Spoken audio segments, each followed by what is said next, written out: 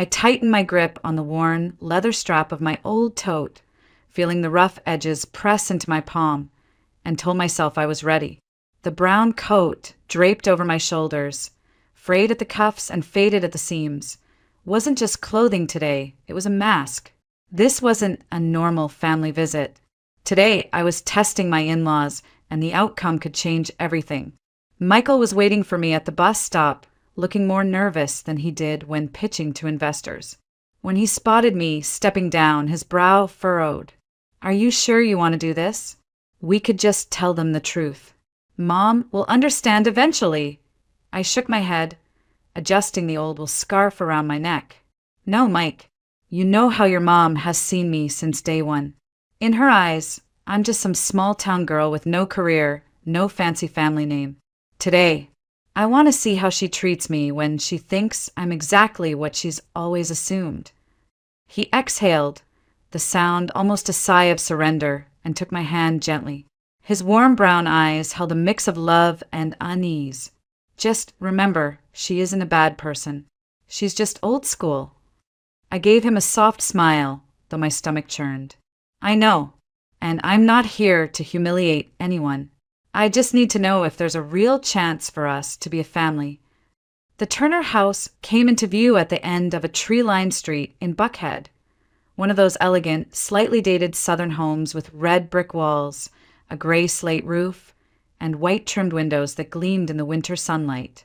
I drew in a deep breath, clutched my tote tighter, and tried to look smaller, humbler, even a little out of place. The front door swung open before we could even ring the bell. Caroline Turner, Michael's mother, stood there with the sharp, assessing gaze of a woman who had spent decades teaching in a private academy. Her eyes swept over me from head to toe, pausing on the worn coat, the scuffed shoes, and finally landing on my face with a flicker of something I couldn't quite name. Disappointment, maybe? "Olivia," she said after a tiny pause, her voice clipped and formal. "Come in. Please leave your shoes by the door." Behind her, Harold Turner appeared with a kind smile that softened the tension in the room. "Welcome, dear. Rough trip." His deep voice carried a warmth his wife's didn't. I stepped inside, forcing a polite smile, smoothing down the old coat to make it look even more wrinkled. I was playing a role, and it felt strange, exhilarating and nerve-wracking all at once. We settled in the living room, a space so meticulously arranged it felt like a museum. Every pillow fluffed, every family portrait perfectly aligned.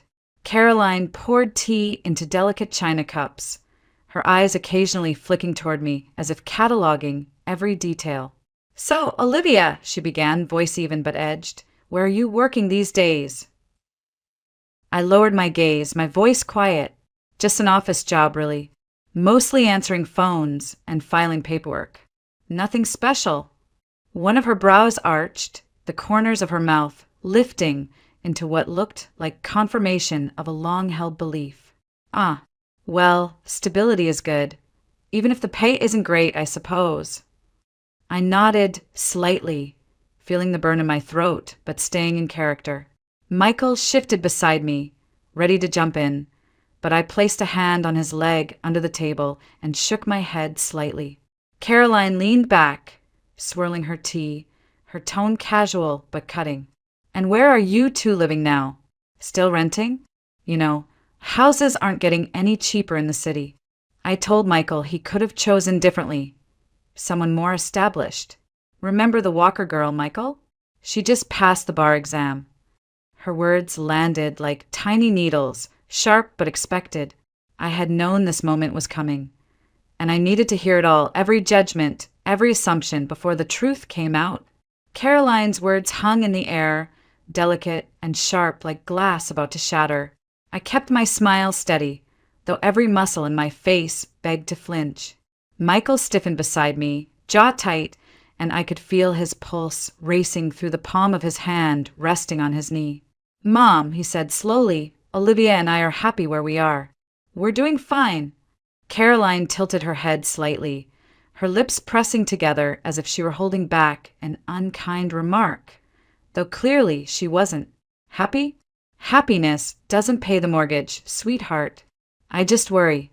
You deserve stability, someone who can keep up with you.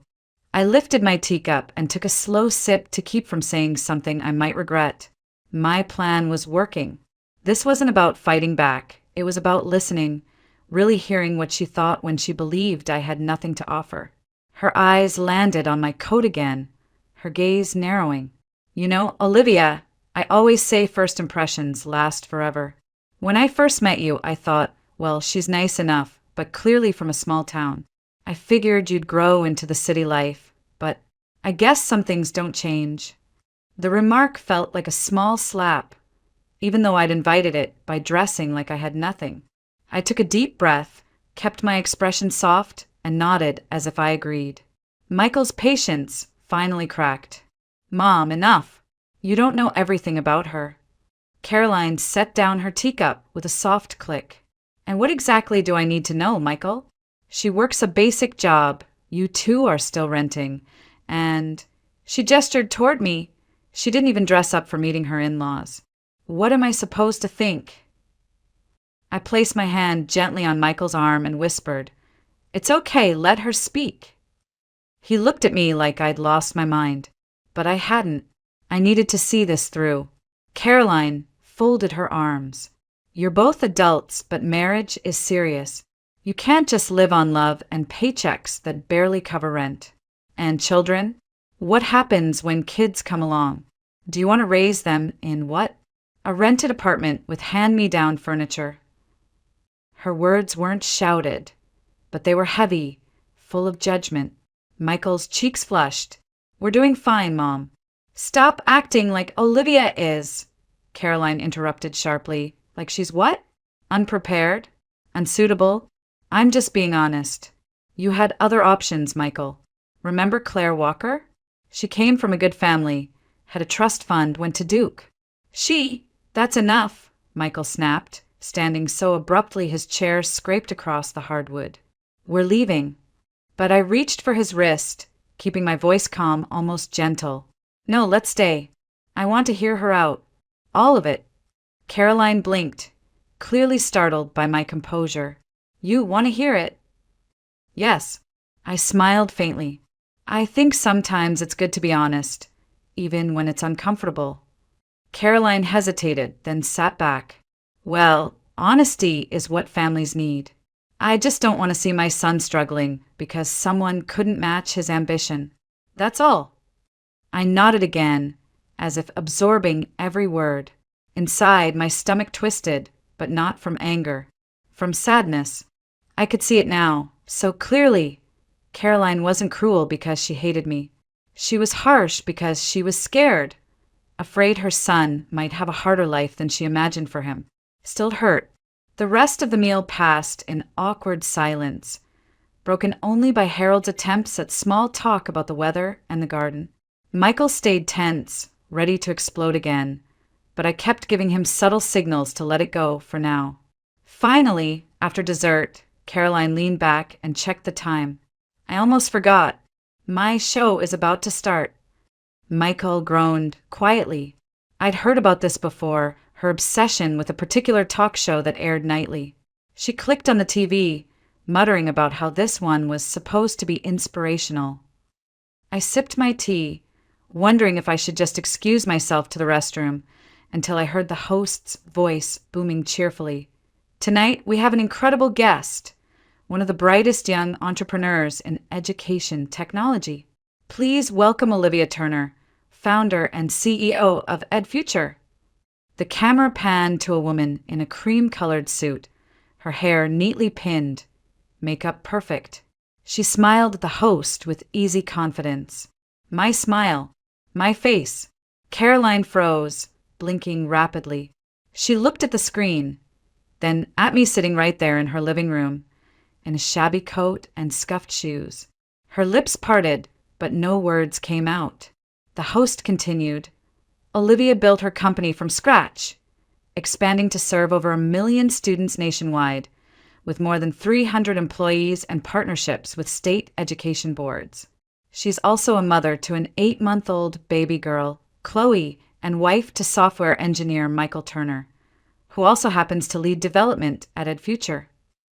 Caroline's hands trembled against the armrest. What is this? She whispered.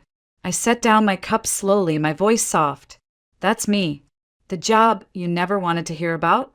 That's what I've been doing. Caroline's eyes darted back to the screen, where the host asked me, my television self, about work-life balance and breaking barriers as a young female CEO. You're, Caroline stammered. Yes. I folded my hands neatly on my lap. I wanted you to know me for who I am, not what I earn or the title on my business card. But you didn't want to hear it. For the first time that night, silence didn't feel like a burden. It felt like the air itself had shifted, waiting for something new to grow. Caroline sat frozen, her hands clutching the edge of the sofa cushion like it might keep her grounded. On the television, my onstage self was laughing softly with the host, describing the challenges of launching an education technology company while balancing family life. People thought I was crazy, the me on screen said, but I knew kids everywhere deserved better tools to learn, especially in underserved communities. And when my husband said, I believe in you, that was all I needed. The camera panned back to the host, who nodded approvingly. And now you have one of the fastest growing companies in the field, multiple awards, and you just closed a multi-million-dollar deal with the state of Georgia. That's extraordinary. Caroline's jaw slackened. Her eyes darted between the television and me, sitting on her sofa in that deliberately shabby coat.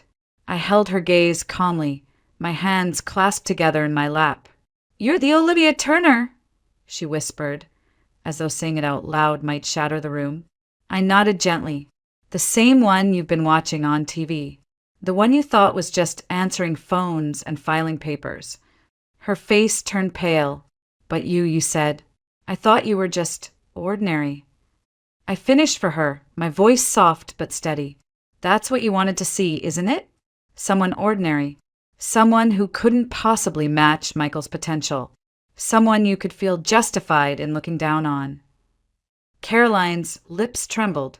I didn't mean, yes, you did. I interrupted, not sharply but firmly. And that's okay, Caroline. People make assumptions. I wanted to see those assumptions for myself, without titles or money getting in the way.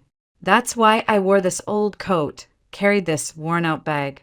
Because I wanted to know if you could accept me for me. Harold finally spoke, his gentle voice breaking the tension. Olivia, you're the CEO of that company? The one that helped kids in rural schools get laptops and internet access. I nodded, smiling faintly. Yes, sir. That's us. Michael's my head of development. We built the company together from our living room 5 years ago. And it's grown. A lot. Michael squeezed my hand and looked at his mother. Mom, I tried to tell you before. You never wanted to hear it. You cut me off every time I mentioned her work. Caroline blinked rapidly, as if hoping she might wake up from a dream. On the TV, I was describing EdFuture's new free coding courses for underprivileged girls. And you have a baby, right? The host asked on screen. Yes. The me on screen replied with a bright smile. Chloe, she's 8 months old. We actually named her after my grandmother, who taught me to always work hard and believe in people even when they don't believe in you yet. Caroline's hand flew to her mouth. Chloe, in honor of your grandmother? I nodded. Yes, but I didn't tell you because you didn't want to know. You never asked about my family, Caroline. You only asked about what I lacked. You wanted to measure me against some imaginary standard. Her eyes welled with tears. Olivia, I'm so sorry. I thought you were some small-town girl who married above her station. I was afraid Michael would end up struggling because of you. Michael leaned forward, his tone gentle but resolute. Mom, I'm not struggling. I'm thriving. Because of her. Because she believed in me enough to start something from scratch. We're building something amazing together, and it's not just the business. It's our life. Caroline wiped at her cheeks, smudging her mascara. I don't know what to say. I placed my hands on my knees and leaned slightly forward. You don't have to say anything right now. I didn't come here to hurt you. I came because I wanted a real relationship, not one based on half-truths or resentment. But I needed to know if you could love me even when you thought I had nothing to offer. Caroline's chin quivered. She turned back toward the television where the interview wrapped up, my onstage self saying, "You can't judge someone by the coat they wear or the car they drive." Potential hides in unexpected places. The show ended, fading into commercials, leaving a silence so thick it felt alive. Finally, Caroline whispered, "I judged you and I was wrong. I've been wrong since the day I met you." I reached for Michael's hand, squeezing it gently before speaking. "You were protecting your son in your own way. I get it, but families aren't built on protection alone. They're built on trust and kindness." Caroline sniffled, pulling a tissue from her sleeve. "Can you forgive me, Olivia?" I paused, searching her face. She looked smaller somehow, as if her sharp edges had finally softened. "Yes, I can. But I'm not forgiving you because I'm successful. I'm forgiving you because I know you love Michael, and because I don't want our daughter growing up thinking her family is divided." Caroline let out a sob, covering her face with both hands. "I didn't know. I just didn't know who you were." I stood and stepped closer, resting a hand on her shoulder. "You didn't need to know who I was on paper. You just needed to know me." She lowered her hands slowly, tears still streaking her cheeks. "I want to, Olivia. I want to know you, the real you, not the one I made up in my head." I smiled softly. "Good, because I want that too." Michael wrapped an arm around me, pulling me close as Caroline stood shakily, like her legs had forgotten how to work. She reached out and, for the first time ever, hugged me. It wasn't a light, polite hug either. It was full, trembling, and real. When she pulled back, she whispered, "Thank you for giving me a chance to see who you are and for not giving up on me." I smiled, feeling the knot in my chest loosen. "We all deserve a second chance, Caroline." The house felt different after that hug, as if the walls themselves had exhaled. The sharp tension that had greeted us at the door had softened, replaced by something fragile but real, like the first shoots of green after a hard winter. Caroline sat back down, dabbing her eyes with a tissue, while Harold quietly poured fresh tea as though trying to anchor the room in normalcy. Michael sat beside me, his arms still draped protectively around my shoulders, though I could feel him relax for the first time all evening.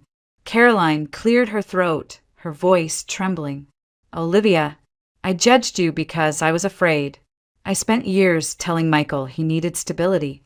I built this picture in my head, what his life should look like, who he should marry. And you didn't fit it. It scared me." I reached for her hand gently. "You don't have to explain everything tonight. I understand more than you think. You've loved Michael his whole life. Of course, you wanted to protect him. But sometimes protecting someone means letting them choose their own path, even if it's not what we imagined." She nodded, tears threatening again. "I didn't just misjudge you. I shut you out. I never even asked about your life, your work, your dreams. I saw your coat, your shoes, and I thought I had you figured out. I'm ashamed of that." I smiled softly, my thumb brushing over her hand. "It's okay to be wrong, Caroline. What matters is what we do after we realize it." The silence that followed wasn't heavy anymore. It felt tender. Harold broke it gently, like a man easing open a door. "You know, Olivia, when I saw that interview, I realized something. You built something from nothing, and you did it for kids. That's something to be proud of." Caroline looked at him, then back at me. "Proud," she echoed quietly. "I don't think I've ever said that to you, Olivia. But I am proud. Proud of you, proud that you're my daughter-in-law." My throat tightened unexpectedly. I had braced myself for hostility, even cruelty, but not for this sudden warmth. I squeezed her hand. "Thank you, Caroline. That means more than you know." Michael smiled, pressing a kiss to the side of my head. See, Mom? She's not just the woman I married, she's my partner. Everything we have, we built together.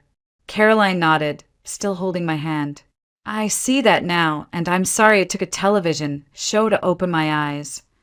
She let out a shaky laugh. I feel ridiculous. I laughed with her, shaking my head. Life has funny ways of teaching you us, doesn't it? Honestly, I didn't want you to learn about me from TV. I wanted you to see me, the person sitting at your table, even if you thought I had nothing. Because if you could love me then, I'd know it was real. She leaned closer, her eyes softening. And I almost ruined that chance. Can you forgive me? I smiled. I already did.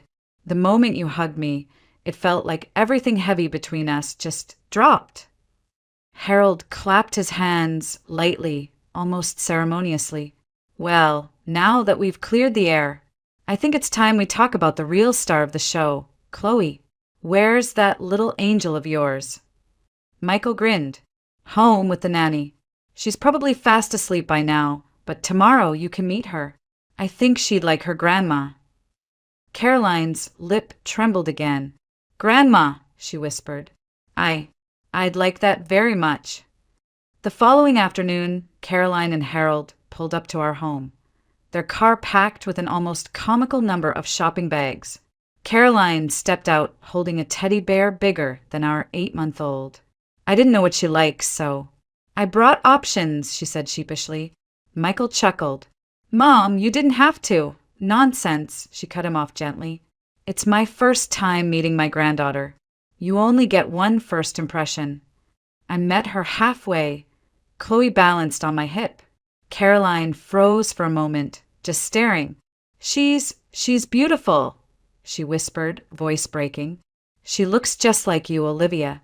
Chloe reached out a curious little hand toward Caroline, who instinctively stepped forward and took her. The baby studied her face, then, without hesitation, pressed a tiny hand to Caroline's cheek. Caroline gasped, tears spilling down again. She's so warm and trusting. She doesn't even know me yet, and she trusts me. I touched her arm softly. She knows family when she feels it. The rest of the day was a blur of laughter, baby giggles, and stories. Caroline asked about Chloe's favorite foods, her nap schedule, her first word, which, for the record, was dada, and listened with wide-eyed wonder to everything.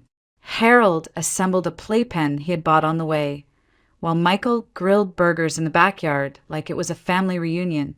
At one point, Caroline pulled me aside while Harold entertained Chloe with a rattle. Olivia, she said, her voice tender, I was wrong about you. Completely wrong. And now I see, maybe I was wrong about myself, too. I thought I was this open-minded, caring person, but I wasn't. You gave me a chance to be better. Thank you for that. I smiled, tears stinging my own eyes. You're already better, Caroline. Look at you with Chloe. That's what matters. What we do now, not what we did before. She hugged me again, and this time it felt natural, like hugging family. From that day on, Caroline came by twice a week, each time bringing something new for Chloe, sometimes a little toy, sometimes just a batch of homemade biscuits. Harold repaired a loose gate in our backyard one Saturday, insisting he needed something to do. One afternoon, as I watched Caroline and Chloe build a tower of blocks, I realized how much had shifted. The woman who once looked at me and saw only not enough now saw me as her daughter-in-law and maybe even as a friend. Do you remember what I said the other night? I asked Caroline as we sipped tea after Chloe's nap about how families are built on trust and kindness. She nodded. I smiled. That's what we're doing right now, building something new, and I'm grateful for it. Caroline reached over and squeezed my hand. Me too, Olivia. More than you know. A few weeks later, we drove to my hometown so Caroline and Harold could meet my parents. On the way, Caroline fiddled nervously with her pearls. What if they don't like me? After everything I said about you, what if they know?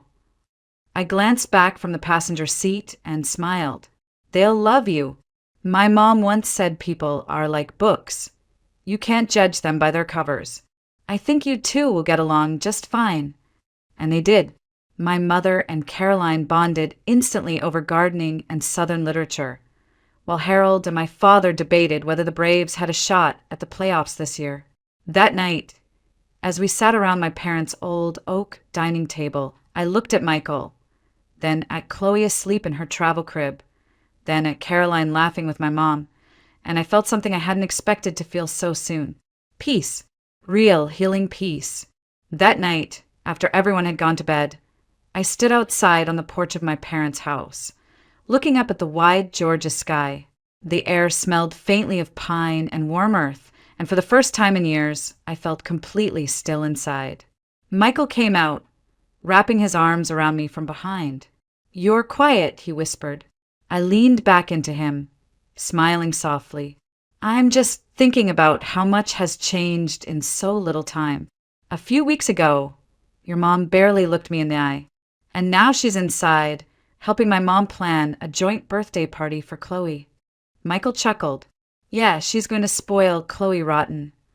I tilted my head to look at him. "Are you okay with that?" "More than okay," he said, kissing the side of my head. "You gave her a chance to change. A lot of people would have walked away after what you said that night. But you stayed. You let her see who you are." I thought about that old brown coat, still hanging in her closet like a relic of who I used to be, or maybe who I still was deep down. I wanted her to see me, not the CEO, not the salary, not the headlines. Just me. Michael squeezed me tighter. "She saw you, and I think she saw herself, too, saw the kind of person she wanted to be for Chloe." We stood there in silence for a while, listening to the soft chirp of crickets, until I finally whispered, "It was worth it, all of it." When we returned home, Caroline and Harold visited almost every week. Caroline often arrived with a list of recipes she wanted to teach me, while Harold came with tools to fix things that didn't need fixing. Chloe adored them both, and they adored her right back. One afternoon, as Caroline rocked Chloe to sleep, she looked up at me and whispered, "Thank you for naming her Chloe. I don't deserve that kind of honor, but I'm going to spend the rest of my life trying to." I smiled. "You don't have to try so hard, Caroline. You're already doing it, just by being here, by loving her." Her eyes shimmered as she looked down at the baby nestled in her arms. I guess sometimes it takes being humbled to realize what really matters.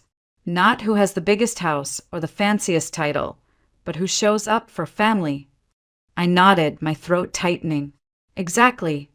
Sometimes I still think about that night, the night I showed up wearing an old coat and let myself be judged. It hurt, but it also revealed something important. People can change if we give them the space to. I learned that healing doesn't always come from winning arguments or proving people wrong. Sometimes it comes quietly from listening, from letting someone face their own assumptions, and from forgiving when they finally see the truth. And as I watched Caroline and Harold become the grandparents Chloe deserved, I knew I'd made the right choice that night, to show up humbly, to wait and to hope. Because in the end, family isn't about how we start. It's about what we choose to build together.